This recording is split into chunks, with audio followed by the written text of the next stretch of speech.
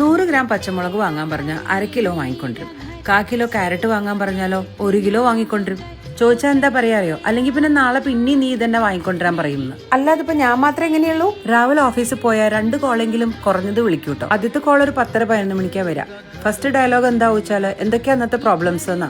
അതെന്താ വെച്ചാല് വിളിച്ചുടനെ ആദ്യം കംപ്ലൈന്റ് തന്നെയാവും എന്റെ വക. ടാപ്പ് ലീക്ക് ആവണു, കറണ്ട് പോയി, മെയ്ഡ് വന്നില്ല, അങ്ങനെ പോവും എന്റെ പ്രോബ്ലംസ്. ഡൽഹിയിലുള്ള സമയത്ത് ആർമി ഹെഡ് ക്വാർട്ടേഴ്സ് സാറ്റർഡേ ഓഫാണ്. ഞാനും മോനും സ്കൂളിൽ പോയി വരുമ്പോഴേക്കും മൂപ്പര് ഞാൻ വലിച്ചിട്ട് പോയ അലമാരിയൊക്കെ ഒതുക്കി സാരിയൊക്കെ തേച്ച് നല്ല വൃത്തിയാക്കി വെച്ചിട്ടുണ്ടാവും. എനിക്ക് പിന്നെ വലിച്ചിട വേണ്ടു. ഞാൻ ആദ്യമായിട്ട് ജോലിക്ക് ചേർന്ന സമയത്തൊക്കെ പലപ്പോഴും എനിക്ക് കുറെ പണികൾ അധികം കിട്ടുമ്പോൾ എന്റെ പകുതി പണിയും മൂപ്പരാണ് കേട്ടോ ചെയ്തു തരാറ്. ലെസൺ പ്ലാൻ ഉണ്ടാക്കി തരാ, ചാർട്ട് ഉണ്ടാക്കി തരാ, അങ്ങനെ പലതും. ഒരു വിശ്വാസമാണ് എന്ത് പ്രശ്നം ഉണ്ടെങ്കിലും അത് പരിഹരിക്കാൻ ഒരാളുണ്ടല്ലോ എന്ന്. ഇവരുടെ ഫിലോസഫി ഭയങ്കര സിമ്പിൾ ആട്ടോ. There are no problems, only solutions. പലപ്പോഴും എനിക്ക് തോന്നിയിട്ടുണ്ട് ഞാൻ പാനിക് ബട്ടണും മൂപ്പർ അതിന്റെ റീസെറ്റ് ബട്ടണും ആണെന്ന്. സാരമില്ല, നമുക്ക് നോക്കാം എന്നൊരു വാക്കുകൊണ്ട് തന്നെ പകുതി പ്രശ്നങ്ങൾ അവിടെ തീരും. പല തുഷമാരും ദീപികമാരും വാർത്തകളിൽ നിറയുന്ന ഒരു ലോകത്താണ് നമ്മൾ ജീവിക്കുന്നത്. നിനക്ക് എന്തെങ്കിലും പ്രശ്നമുണ്ടെങ്കിൽ അത് നിന്റെ മാത്രമല്ല, അത് നമ്മുടെ പ്രശ്നമാണ് എന്ന് കരുതുന്ന ഒരാൾ.